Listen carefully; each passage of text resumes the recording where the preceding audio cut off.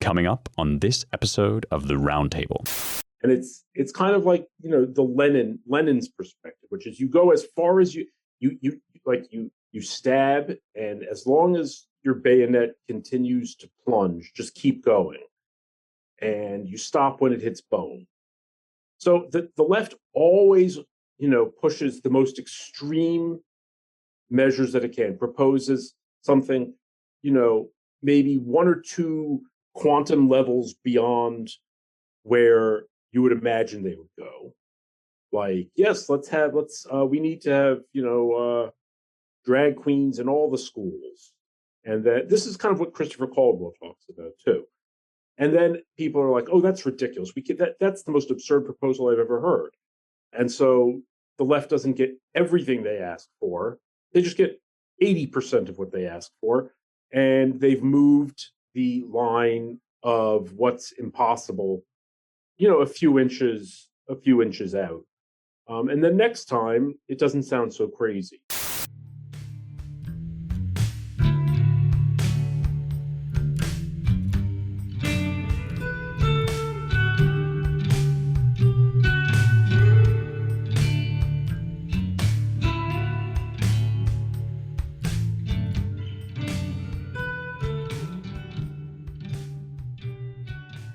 Hello and welcome to the Roundtable, your weekly publishers and editors podcast here at The American Mind. I'm your host, Spencer Clavin, features editor of The American Mind, associate editor of the CRB.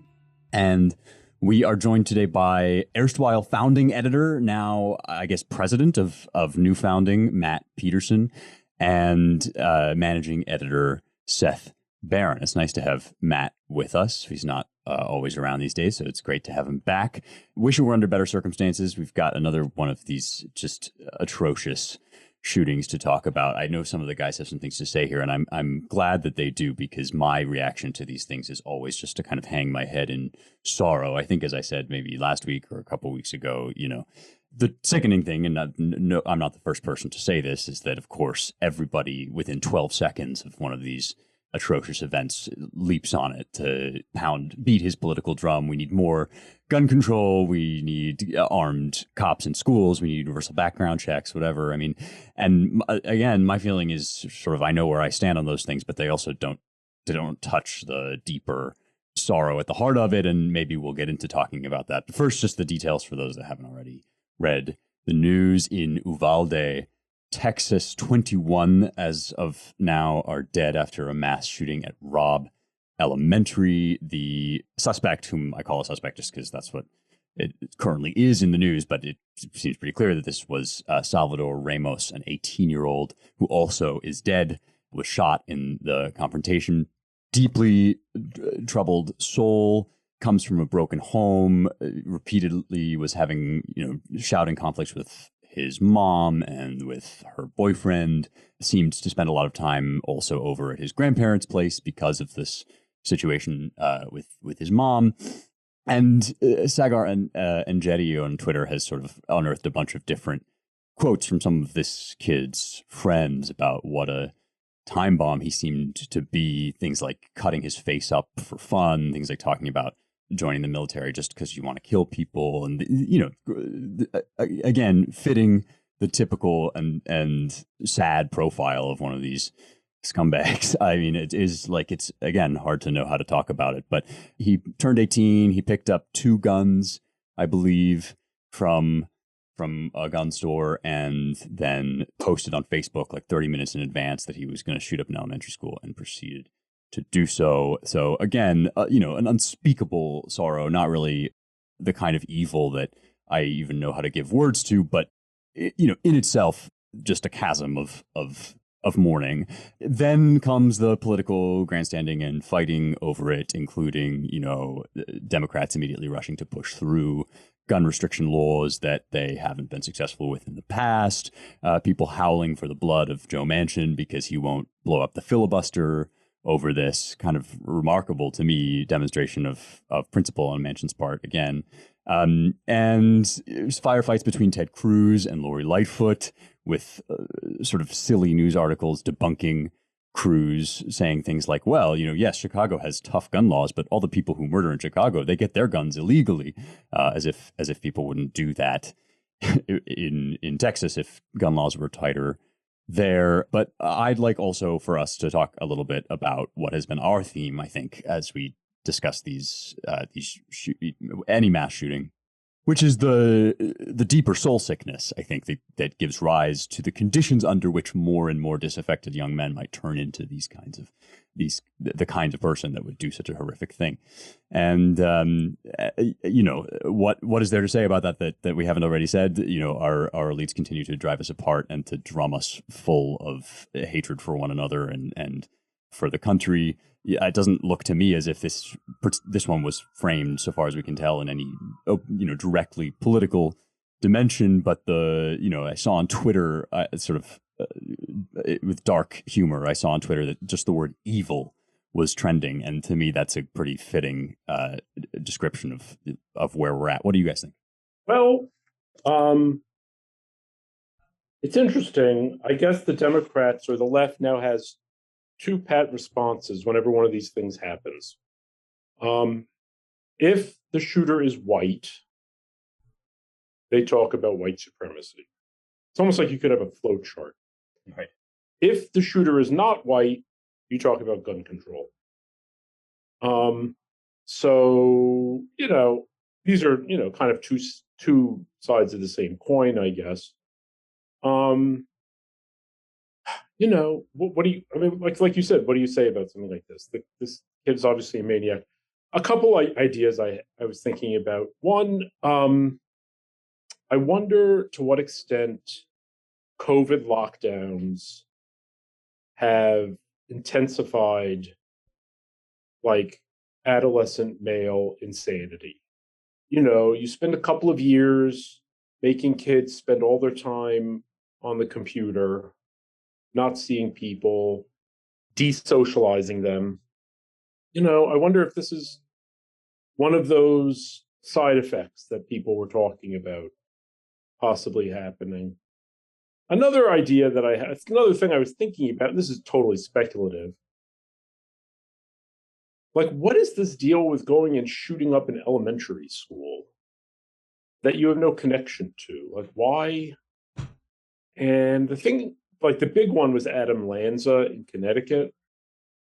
And he had child porn on his computer. He was clearly a pedophile. Now, I don't know, but I wonder if, and I don't know anything about this guy, but I wonder if that could be some kind of, not that pedophiles necessarily go and kill children, but in these cases, it's just so inexplicable. Why would you want to go and murder a bunch of little kids? I understand that they're all there, so you can do it, and they're defenseless. But I wonder if there's some weird child thing that plays into it. Look, this is totally ridiculous for me to be speculating on this, but I would say my guess is as good as anyone else's, so I'll just put it out there. I think the COVID thing is definitely, you can't account for this stuff without talking about it. It was certainly, I think, a psychological feature of the 2020 summer of riots. There's this is, again, a sort of crazy thing to be citing, but there's a Regina Spektor lyric that I've always thought was kind of underappreciated. It's just the song Summer in the City. And she says, "Summer in the city, I'm so lonely, lonely, lonely that I went to a protest just to rub up against strangers." And there's just something that was really obviously, alive in that, in the 2020 riots, just the heat and the people, young male energy kind of cooped up in this unnatural way. And I certainly think, that as James is fond of pointing out, of all the various uses to which you might put digital technology, one of the most reliably damaging and distorting to the soul is attempting to basically upload embodied life and consciousness into the cloud. And folks, this is a kid that seems to have lived a pretty isolated and alienated life to begin with, as many of these people are. His friends were increasingly estranged from him as he started to say more and more unhinged things. And we've been dumping corrosive acid onto the social fabric of the American family for long, since long before I was born, more than 50 years. And it's obvious that has played a role in this as well. Fatherlessness is one of course, the central driving features of just male angst. And yeah, if you exacerbate it then with a truly, inhuman and unhuman approach to organizing people's lives, then of course, again, it's not as if that's going to make of every young man or even most young men a murderer or a killer, but the conditions under which an already troubled young man might become a killer, might lash out in this, worst of ways, are certainly, drastically increased by all of these measures, which are presented to us as if they're the solution to kind of the end of death, whereas in fact they're just kind of living death. And then, yeah, I have a hard time not thinking that those conditions are a part of seeing more and more of this stuff. Yeah, it's really just always been disturbing to me. I know you guys have been talking about this, but it's been disturbing to me for decades that people rush to the material cause, right? I mean, but as Seth points out, it's when it's useful. It's white supremacy, the concept that's killing people on the one hand, and then it's guns that's killing people in the other, if it's not white. But the truth is that both of those are just kind of faulty and terrible. And what's interesting is the evasion of any concept of sin, right, or evil. We want to say it's just the material thing, and that's just asinine. And I had the same thought, actually, speculative thought as Seth did. Why go in with the kids? It's particularly demonic. It's demonically evil to go and just destroy innocent children. And if you were disaffected and all these things, why not take your vengeance out on, some obvious power, shoot truth to power? I mean, at least there's some logic in that. And that's not what these things usually are. It's a kind of, I mean, you do see some hatred, right, with some of the racial tinge on some of the lunatic, murderous rampages. But then you also just see this desire just to destroy, to hurt, to kill.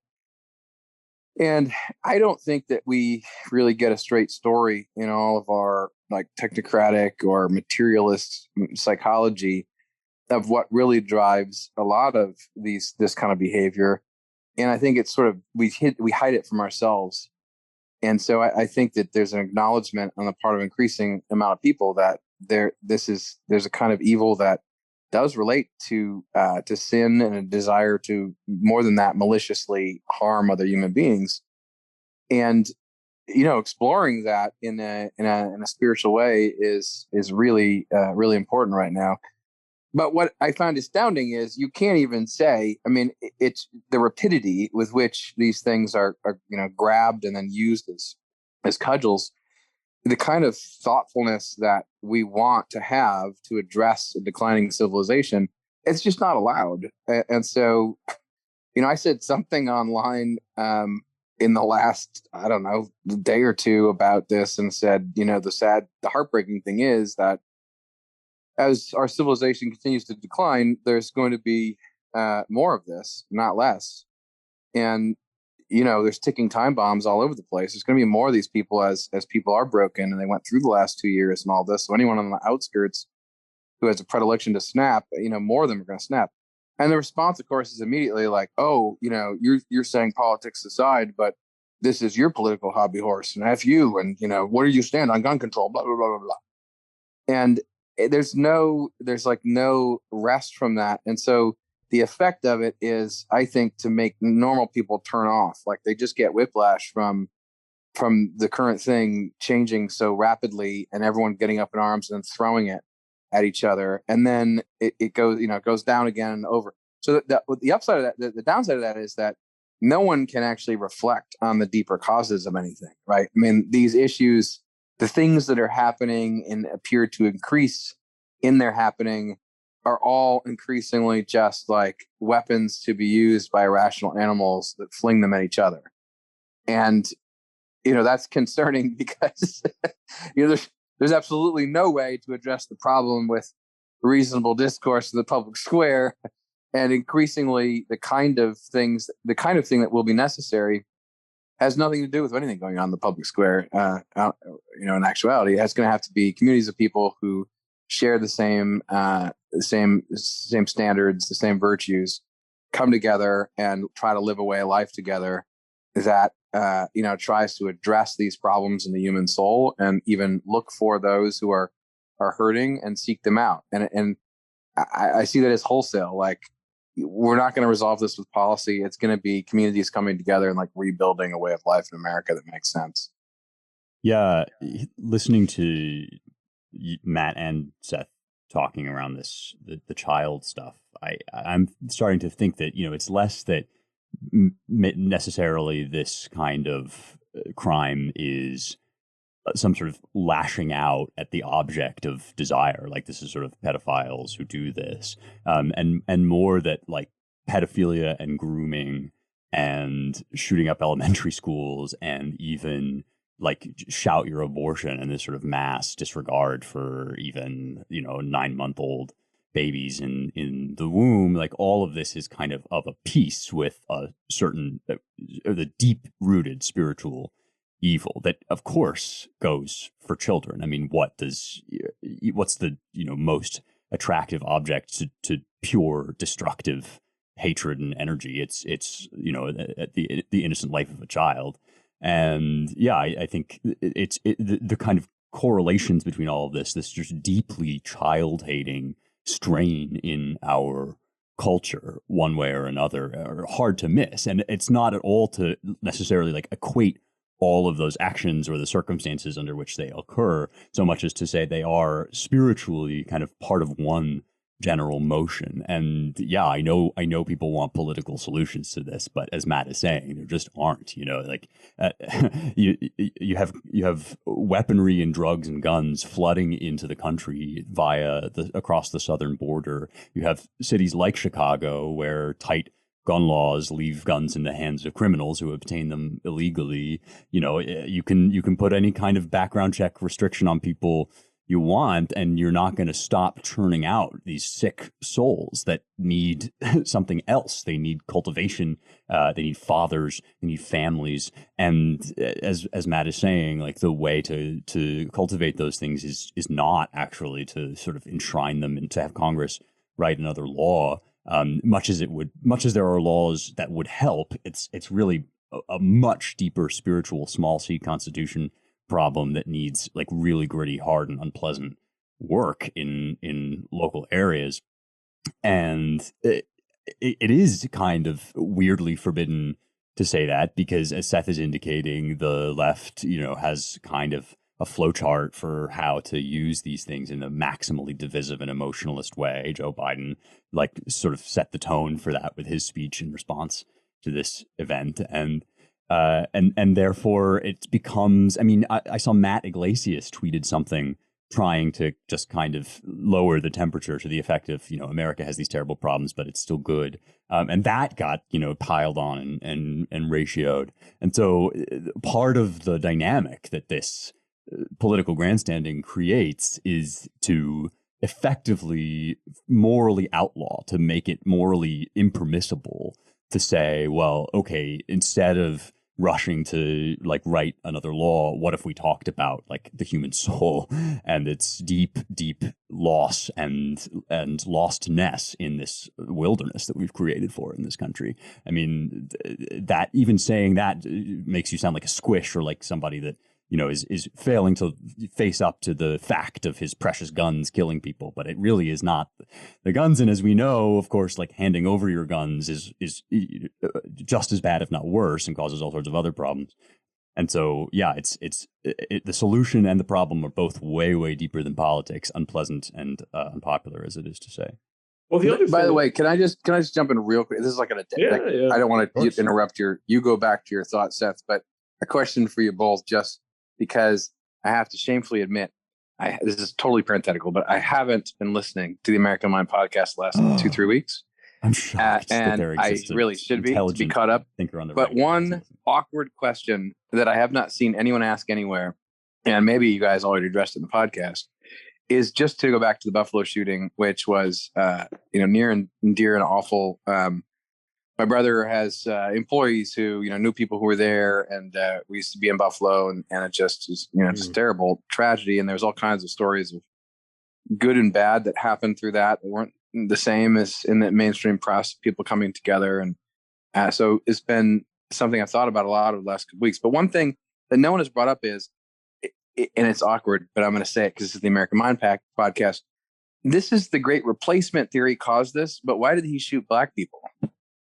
Right? Yeah, did you guys address that? I did. It sounds like a Seth Barron. Okay, you've already yes. Yes, right. I said like this is one thing where like black people are actually kind of like not really playing much. I mean, they're not part of the Great Replacement. They're just like sort of neutral, parties in this. So I did say like it seems like an odd way to fight your weird dumb war.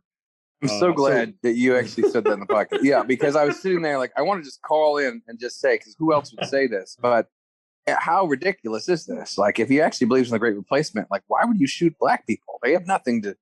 This is not anyway. And it's so crazy because I have heard no one point that out.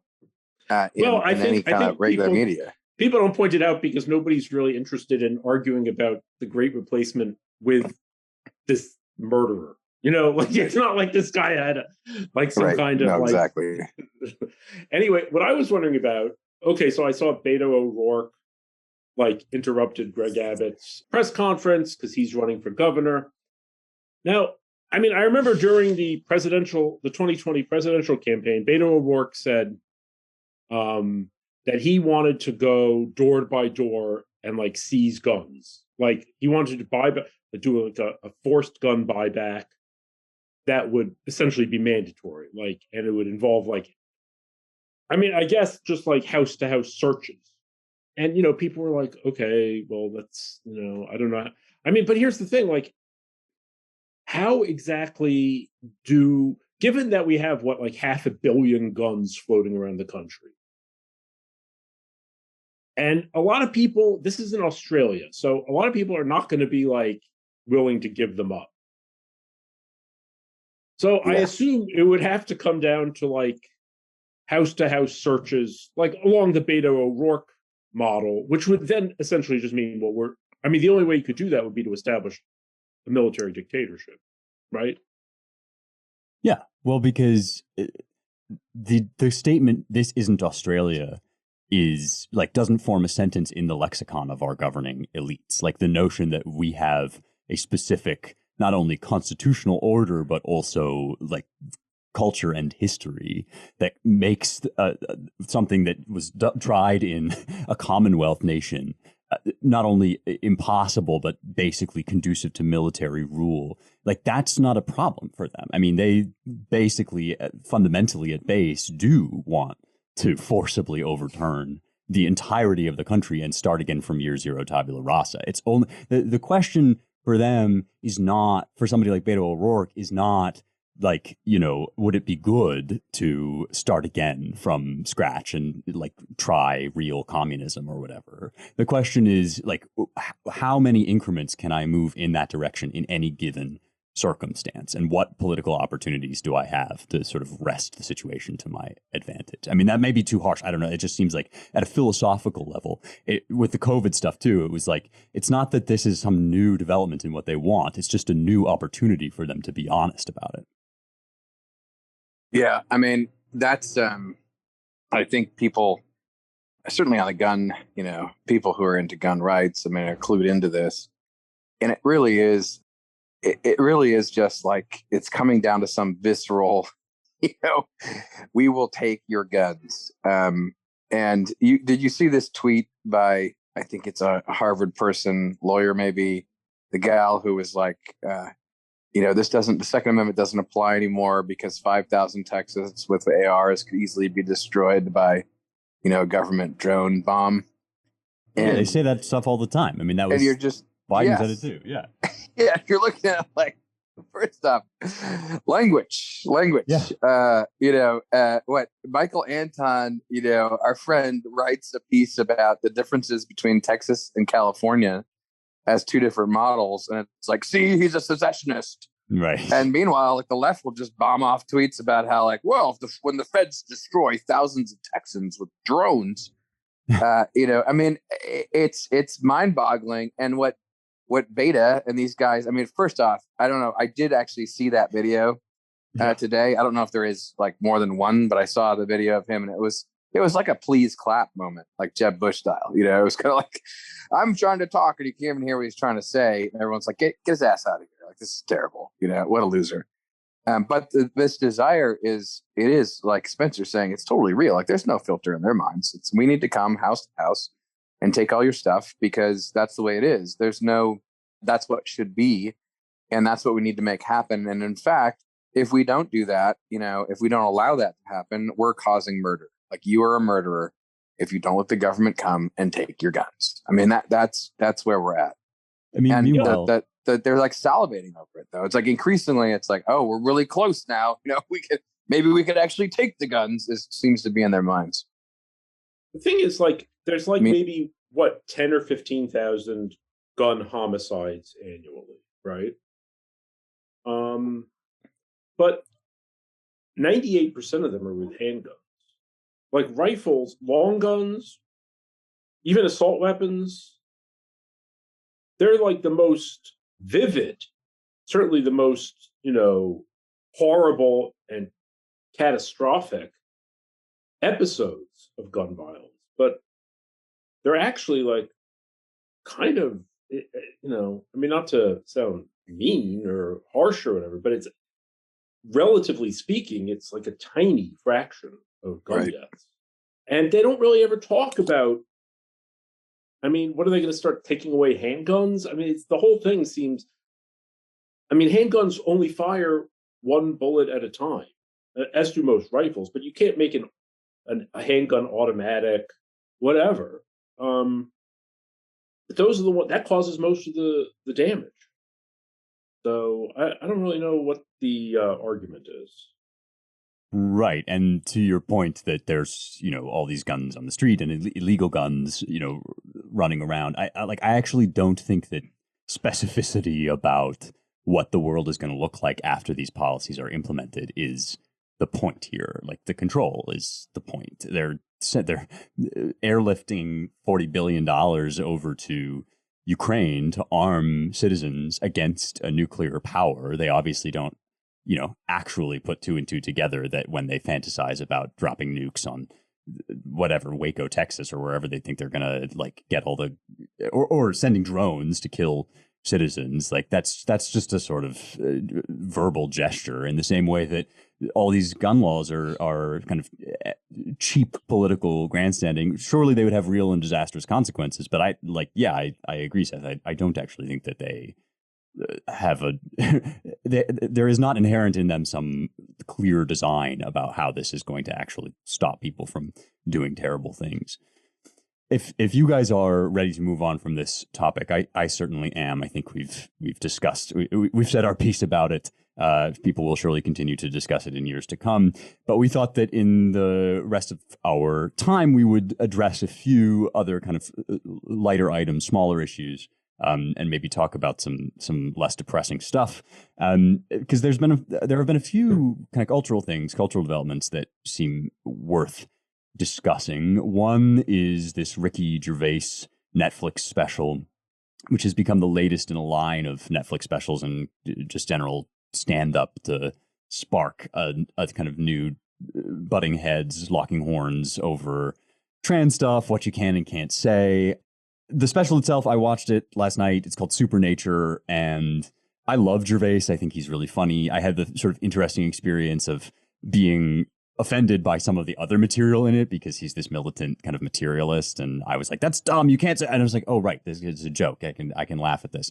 And so that was sort of interesting because I figured that must be what a kind of radical trans activist thinks without any filter on him or herself when Gervais starts going off about like women with penises and so forth. But you know, his stuff about that is really good, I think. There are some dead spots in the show, like at some points he's just like reading his own tweets to the audience. But there are also some great moments. There's a joke about like, you know, well, we're still at such low representation. There's only 5% LGBTQ people, only 5%, you know, minorities in the UK. And you know, I'm a white male multimillionaire, and there's a vanishingly small percentage of us. So anyway, it's just irreverent humor. It's very funny. Of course, there's all this backlash now, but Netflix paid for it, obviously. And, you know, there are these guys now, in addition to Gervais, there's Chappelle. We've already sort of talked about it, peripheral to the so-called mainstream places like Netflix. We've got, you know, Titania McGrath and all these great satire accounts, obviously the Babylon Bee. And, you know, maybe I'm just sort of showing my hand here as features editor because I'm kind of planning to put together a feature on comedy and, you know, the future of satire and stand-up in the woke age and the role that it's playing in both kind of, you know, where has the regime been able and unable to outlaw laughter, and, you know, where are people pushing back? But I wanted to bring that to you guys as we, you know, observe this latest development and ask what you thought about both the special and the broader question. You know, how hopeful are you that comedy is a place to actually successfully subvert woke dogma? Well, if they take away comedy, they've taken away everything, right? I haven't really seen I saw a couple clips from the Gervais special, and it was like hilarious. Yeah. Like he's so good. I mean, like, he's like one of the better. He's so funny. And like saying like, what about her doesn't look like a woman? Can't you see her pronouns? That just cracked me up. I mean, that's perfect because that's the whole thing. I mean, I guess I'm a little surprised that Netflix, you know, which seems like pretty woke in terms of the rest of their content, that they're even willing to keep broadcasting this stuff. So, you know, that's good. You know, I kind of feel like, look, whoever in society can't be laughed at is weak. So, you know, if you can't laugh at somebody, ultimately, you have to wonder like how strong their position is. Like, you know, they talk about punching up, punching down, and oh, this is punching down to. But you know, look, Ricky Gervais is not making fun of some like individual trans person who's like, you know, mentally ill and or whatever, you know, just some sad person. He's making fun. Sorry to interrupt you, but he has a great bit about this in the show, which is actually one of his smartest pieces of material, I think, where he says, he says, people now, they say that words are violence, right? You know, and if I just made fun of a disabled Black trans child and you all laughed. But if I dragged a disabled Black trans child on stage and started beating him up, right, that would be real punching down and you wouldn't laugh. And so he's very good about that stuff. That, right, this is not like he's dragging some disabled, sad person on stage to mock them. He's just like talking about, you know, he's committing the crime of noticing, the Steve Saylor crime of noticing. Right. But he's actually not even making fun of the individual, like, trans person. He's making fun of this, like, the regime's, you know, valorization and heroization of this strange, you know, either it's a sexual fetish or the mental illness, and the fact that trans now, okay, for instance, like the gay pride parade, the pride parade is happening in New York City soon, and apparently there's not going to be really any gay people as the marshals. It's all like trans people.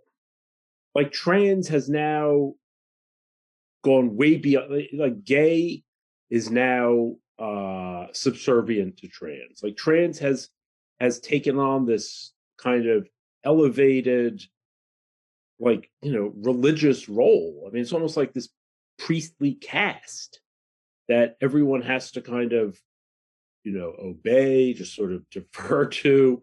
I mean, I know that sounds a little crazy, but so I mean, all I'm saying is Ricky Gervais, that's what he's making fun of. He is punching up because, I mean, this is like, the greatest general in America is like this beautiful woman, the first, Rachel Levine. Oh, you get where I'm going with this. This isn't like this isn't gratuitous. Absolutely. And that speaks to an interesting point, I think, that, as you say, right, the people that can't be laughed at are the people that have this sort of, they're both weak and strong. I mean, if somebody can't take being laughed at, then they're spiritually and emotionally weak. But if somebody can stop you from laughing at him, then he's culturally and politically strong, right? And Right. and so there is this sense in which, like, almost by definition, if the cultural establishment is coming down on your head for mocking somebody, then inherently you're not punching down. You're punching up, because if they can wield the cultural establishment to try and shut you up and cancel you and kick you out, then in fact, like, they're the ones in positions of cultural power, which is the basis now of most good comedy. I mean, that's kind of an interesting feature of like what's happened to the Bee, which began, I remember laughing at the Bee when it was like in jokes about the differences between Presbyterians and like Calvinists and Arians and all and whatnot, and Joel Osteen jokes. And they got kind of big in that audience. And then they just, like any good satirists, they sort of looked around and thought, like, who's the emperor with no clothes? And that's what they started writing about. And they've now become this kind of they're getting kicked off of Twitter. They're like motivating Elon Musk. It's like the power of saying the unsayable. Everybody always talks about this, as if it's so transgressive, because the left of the 60s and 70s basically like won every cultural battle that they wanted to win. And then they think of themselves as sort of still the transgressive rebels. And of course, don't realize, as Camille Paglia pointed out long ago, like they don't realize that they are now basically the man. And so they keep talking about how great it is to transgress and be daring. But of course, like, when people actually say the unsayable, like, it's not very, people don't like it very much, but it's very explosive. I mean, this is something that the Bee and Gervais and Chappelle all have in common, is that, like, whether you love their jokes or not, it's obvious that there's just something incredibly riveting about hearing somebody say what has been forbidden to be said. And that's how you know that, in fact, they're not punching down. I don't want to like damper our feelings here, but I do want to like just give a little bit of warning about this. I think when it comes to Netflix, it's great that they've allowed this special to be. There is a ton of cultural energy here. It's not stopping. It's only getting more powerful. The power of the comedians, the power of satire. But at the same time, in Netflix's case, the loss of whatever $50+ billion in market cap helps focus the mind. So Right. And I don't think that. I mean, Netflix has plummeted historically because of a variety of factors, and I would just caution listeners from thinking that therefore they haven't gone woke or they're not going woke. I mean, they're letting an incredibly popular comic keep his special so far. There is this article that circulated about how they're getting rid of some woke employees, but I haven't verified that with anyone who works there. And the way in which that article is written strikes me as they're getting rid of a lot of employees, and some of them are woke. I mean, so I'm not convinced that that Netflix has really changed its underlying philosophy. It's just that in the midst of this enormous tumble, it hasn't bowed to pressure in terms of the Gervais special, and it hasn't saved all its woke employees from being axed as it goes down the drain market wise. So we'll see.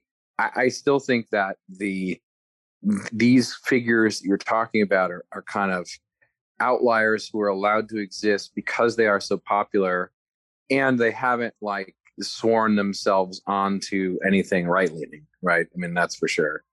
So they're still allowed to exist, and their power and draw grows because they are the actual transgressives. And then the Babylon Bee is something else entirely, where they actually have a, I hate the word, but a worldview, as the Protestants would say, that is very much different and opposed to that of the Borg or Netflix. And that's something else entirely, where that's growing. Like, that's an organic movement, that organic growth, I would call it, where increasingly they talk about more of the world, and more people from Elon Musk on down are interested in what they have to say. And so, I think there's just a distinction, in other words, between the companies. I don't really see the companies taming themselves very much, maybe a little bit. We'll see, maybe so. But I still don't really see that with Netflix. Oh, I think that's right. I mean, there have been from that angle, this Netflix thing is supposedly of a piece with a range of other kind of rollbacks in corporate America, right? Like Exxon sort of banned LGBTQ and BM flags at, I think, their headquarters in Houston, BLM flags rather. And it all seems very cynical to me. And we're about to, as Seth alludes to, we're about to roll into Pride Month, and I'm sure that they'll hire a drag queen for every commercial to advertise their boots or whatever. And I definitely don't think that Netflix is sort of endorsing Gervais or saying it's got the memo, so much as, he wields this tremendous power and money, and they're willing to kind of host his material. And on the other hand, though, it is kind of interesting to compare the Bee, which has, as Matt is saying, a point of view, to compare them with folks like Chappelle and Gervais, who really are kind of antic. They're just swinging for any target they can see that they think is going to draw a laugh. And I actually think you really need both in comedy. I mean, satire famously pointed as a political tool, but also you do kind of want people who aren't out there doing a political thing. You want folks whose whole shtick is they're not owned by any party or clique. And I guess I'm enough of a cultural Marxist to say that if you can get Netflix to pay for your sort of anti-woke comedy and sort of weaponize their own fast medium against the wokies, then more power to you. Use whatever tool you can get to bring down the cultural hegemony of wokeness. But yeah, I think the broader narrative that this is the end of woke capital. I mean, one of the interesting things that we've seen is that woke capital is kind of a deeper than financial imperative, and they kind of hedge it to try to not lose money and to stay afloat, but they also will commit to these destructive environmental policies, to all sorts of unpopular products, if they can buy themselves a certain some allegiance points with the regime. It's a very powerful kind of religious form of thought that I don't think it's going away. I just think it kind of ebbs and flows. Another thing, and I agree with you, Matt. I'm not saying that we should all be signing up for the premium Netflix because now they're really on our side at all. But there's a funny dynamic that I think happens, and that the left is very, very savvy about. And it's kind of the Lenin's perspective, which is you go as far as you stab, and as long as your bayonet continues to plunge, just keep going, and you stop when it hits bone. So the left always pushes the most extreme measures that it can, proposes something maybe one or two quantum levels beyond where you would imagine they would go. Yes, we need to have drag queens in all the schools, and that this is kind of what Christopher Caldwell talks about too. And then people are like, "Oh, that's ridiculous. That's the most absurd proposal I've ever heard."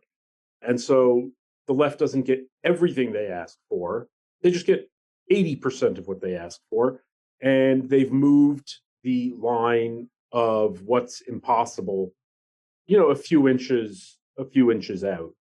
And then next time, it doesn't sound so crazy. So, all right, making fun of trans people as an illegal hate crime. Well, that hasn't happened yet. And yes, they have to roll back a little bit and let Ricky Gervais make his jokes. But, next time maybe it'll be, we'll see where they take this. But you see what I'm saying, right? Like, this is part of their strategy to present, to go as hard left as they can. Then it comes back a little bit, and it's just an Overton window argument. They've essentially just shifted everything by. Whereas our side, well, maybe now it's changing, but if you're conservative, you're just trying to keep we don't really have a program in the same way of radically reshaping society. Traditionally, we have. We just want to keep things pretty much as they are, or as best as we can keep it. So if you have a program, you're kind of you're sort of at an advantage politically. Well, this is where now that I'm in Texas, I can talk about a program. You have to be far away from California, lest Gavin Newsom's secret police knock on your door. I really do think that the right needs to develop this, and maybe the right is the wrong word.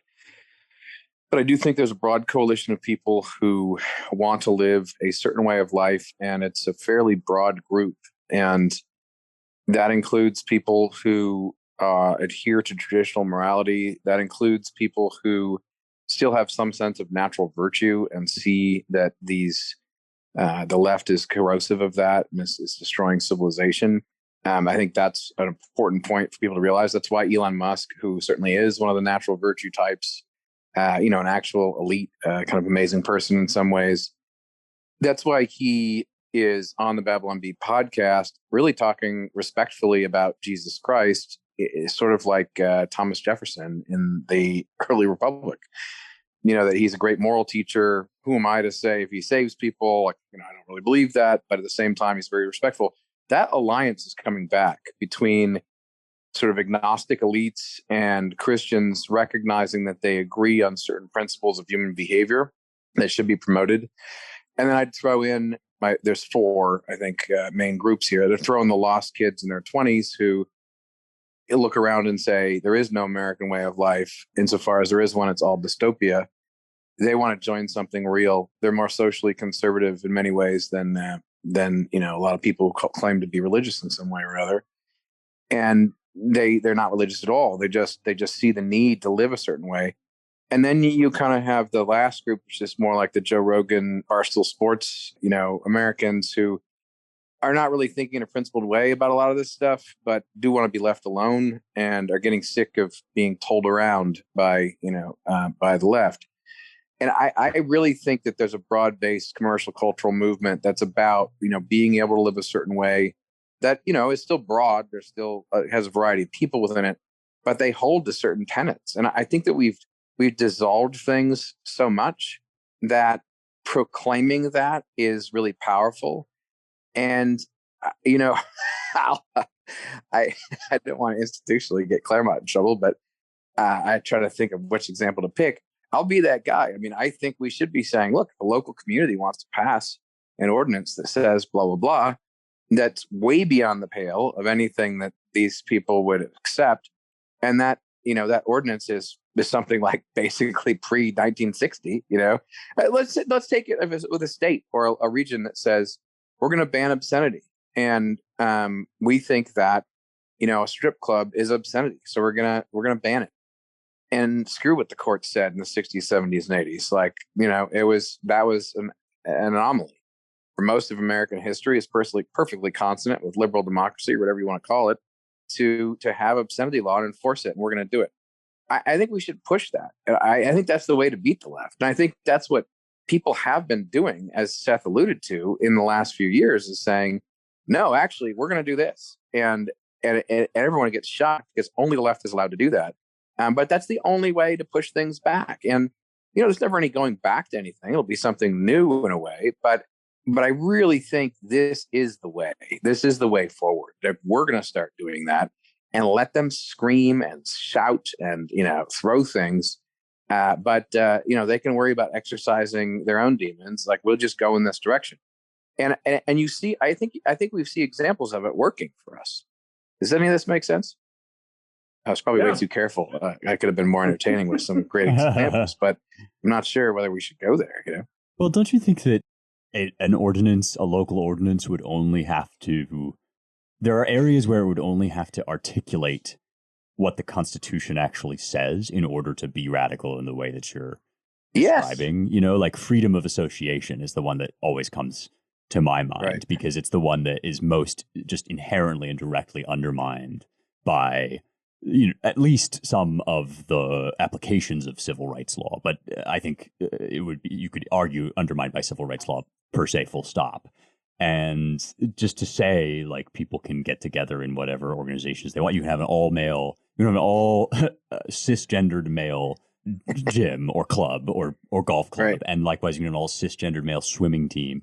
Yes. That sort of thing is like, it says you can do that in the Constitution, and yet also it's just radically transgressive. I don't know, that there's something kind of pleasant to me about that it's not actually even inventing something. It's just saying what it says in the Constitution. Oh, yeah. And that's the only way to push back on what the Constitution was hammered into. So anyone who claims to, all these people who claim to care about the Constitution and my principles, like, okay, if you do, then you should be saying, we're going to bring school prayer back. What? There was never a problem with that. Now, there's a problem with the way in which that's done and so forth and so on. But to say that that's unconstitutional when it's the result of a fairly recent court decision, right? Or to say what the states can do with religion and not, and local communities can do. I mean, you look at this now and you see people realizing that this is needed in a weird way for federalism or for a coalition of people of like mind to band together. And I would give you an example. Like right now, there are certainly Orthodox Jewish communities that have been through a lot in the last 2 years and are thinking, this may not be the best location for us, right? And there are a number of, say, the Catholics that I know from Southern California moved at the same time into an area. I mean, this is the kind of thing we should encourage. Like, people should be able to go and live a certain way of life within America. So we resettle America in places where there's broad agreement about basics like what a man is and what a woman is, which, by the way, is a prerequisite for any human community to survive. So a new federalism could also be attached to new agreement about some fundamental principles. And that could create a very strong social fabric and a very strong state and local government structure that makes a lot of sense. And that no one, like the new dispensation, the new thing is to say, we are not doing this under the auspices of everyone can do whatever they want. We're allowing this kind of freedom of association, et cetera, so that people can live in a way that's good. And, it's not neutral. It never was neutral. There is no neutrality. There has to be this basic agreement. And so over and over again, like there's all kinds of particular examples to push the left on that would basically shock a lot of boomercon types and certainly send the left into fits. But, it's only by pushing. And, some of those proposals that maybe be like, oh, this is actually a bad idea, or, oh, this is actually kind of crazy. But it's only by pushing. Like if it's the kind of thing that only the left can do, then obviously we'll just continue to lose. But if it's the kind of thing where we say, no, really, most, this is actually a good idea, and we're willing to accept the shouting and screaming, I just think people tend to rally to that now rather than run away. And it also, though, one other thing, and I'll shut up. I think it's the natural tendency of where we're going just because everything's accelerating. So in other words, as the consequences of abortion become clear, as it resurrects itself again as a political issue, potentially, going back to the states, what you see is both sides will double down. But because of the logical consequence of their premises, right? So the left is going to say like, okay, well, you can have abortion all the way up until birth, maybe after birth. You can kill kids. It's fine. And then the right is going to say, well, wait a minute. this is actually, if it's taking an unborn life, this really needs to go, and you can see them doubling down. And so it's going to happen. It's going to happen anyway, naturally, I think, just because a lot of the consequences that have been obscured for decades are sort of, becoming clear, and, the chickens are coming home to roost for all sides. Yeah, I know it makes me sound like a hokey boomer, but when we start talking about this stuff, I do always come back to feeling like the Constitution, just sort of as plainly written, is the most radical thing. Like, that's the most transgressive thing. It's just to sort of try by your best lights to interpret and live according to the law of the land, the ostensible law of the land. And this brings us back to back when Kirsty Noem was saying, well, we can't take some of these, put some of these laws on the books to stop men from getting on women's sports teams and stuff because they'll take us to court. And this is to Seth's point. It's like, man, if you're not ready to fight this stuff out in court, you're going to lose to a left that is not only that is willing, but that is building its entire political platform on taking everything they want to do to the highest court in the land and establishing it as constitutional, so-called constitutional fiat from here to eternity. Like, if you're not ready to start having that fight, then what fight exactly are you going to have? Right. We have very, very limited time. And I wanted to see if we could do a lightning round take on monkeypox. This is this disease that I guess there's already a vaccine for it, and it's been floating around Africa forever, but now it's starting to show up in certain spots in the West. I mean, it's infecting all of these gay guys, basically, at what I assume are kind of wild sex parties. I don't know this for sure, but it's one of these things like with AIDS that now we can't talk about why exactly people are getting this, and so the CDC is issuing these vague warnings about, you should watch out for contact between open wounds and stuff. Have you guys been following this, and do you think we'll see more of it, or is it just kind of a flash in the pan? Well, I saw that the Bill Gates's group had put out one of these they're always war gaming various epidemic things, and on one they put out a year or two ago, they had May 16th, a monkeypox vaccine epidemic breaks out. And, it was basically they called it to the day. So everybody was, your conspiracy theory types were getting really worked up over it. I guess I haven't been paying a huge amount of attention to it. If it turns out that all of a sudden everybody has to start wearing masks again and, and we have to return to, yes, we need to do ballot harvesting. That's the number one and most important thing. I wouldn't be surprised. I know, yeah, but it does seem like a poor candidate for that. But COVID did too. I just find it hilarious that they were sitting here telling us for years. They were sitting here telling us what kind of sexual practices we should and shouldn't engage in, and now they blush like a Victorian maiden when it comes time to say what should you not do if you don't want to get monkeypox. That part of it is very amusing to me. Matt, any last closing thoughts on monkeypox before we call it a day? I think monkeypox is a perfect trap to make sure that anything you say gets you in trouble. That's why I brought it up with because 5 minutes to spare. You did bring up the word hilarious in relation to monkeypox, which of course is because we think the circumstances surrounding the rhetoric are hilarious, not because we think a disease is hilarious, but those circumstances are indeed hilarious in multiple directions, which I won't go into, mostly because of the way in which they have treated people and in terms of disease, sexuality, and everything else. And you can almost see it emerging. The monkeypox discourse is attractive even beyond people being worried about a disease, which is serious, because it's this perfect trap, and many contradictions are contained therein, which I don't need to elaborate on. All right, I've enticed you all enough into damning yourselves in the eyes of posterity. I will say, for the record, of course, that we have nothing but sympathy for people who actually contract this disease, and it's not a laughing matter in and of itself. But the elite posturing and hypocrisy around it is always, as we have been discussing in our comedy segment, always a fit object of scorn. All right, that's all the time we have. Thank you all for listening to the Roundtable. If you want to learn more, visit our websites at AmericanMind.org, Claremont.org, ClaremontReviewOfBooks.com, and our DC-based Center for the American Way of Life at dc.claremont.org. I understand that James and Ryan are out there right now doing excellent work.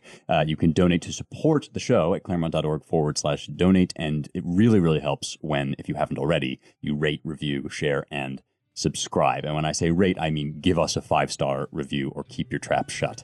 All right. Thanks, everybody. Talk to you next week.